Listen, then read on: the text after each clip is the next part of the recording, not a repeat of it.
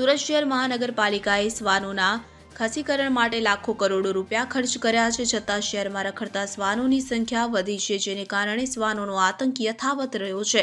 ત્યારે વધુ એક વખત શહેરના પીપલોદ વિસ્તારમાંથી રખડતા શ્વાનોના આતંકની ઘટના સામે આવી છે, જેમાં સ્કૂલે જઈ રહેલા 8 વર્ષના બાળકને 10 થી 15 શ્વાનોના ટોળાએ હુમલો કરીને શરીર પર બચકા ભરી લીધા હતા। ત્યારે હાલમાં બાળકને સારવાર માટે સિવિલ હોસ્પિટલમાં ખસેડવામાં આવ્યો છે। મળતી માહિતી મુજબ શહેરના પીપલોદ વિસ્તારમાં આવેલા કુબેરા ગાર્ડન પાસેથી વહેલી સવારે 8 વર્ષનો બાળક શાળાએ જઈ રહ્યો હતો। આ દરમિયાન 10 થી 15 જેટલા રખડતા શ્વાનોનું ટોળું તેની પાછળ દોડ્યું અને નીચે પાડી દીધો હતો, જે બાદમાં શરીરના ભાગે 20 થી વધુ બચકા ભરી લીધા હતા, જેના કારણે બાળક લોહી લુહાણ થઈ ગયો હતો। ત્યારે બાળકની બૂમાબૂમ સાંભળીને ત્યાં હાજર લોકો દોડી આવ્યા હતા, તેને બચાવી લીધો હતો અને તેને સારવાર અર્થે સિવિલ હોસ્પિટલ ખાતે ખસેડવામાં આવ્યો હતો। હાલમાં બાળકની સારવાર ચાલી રહી છે।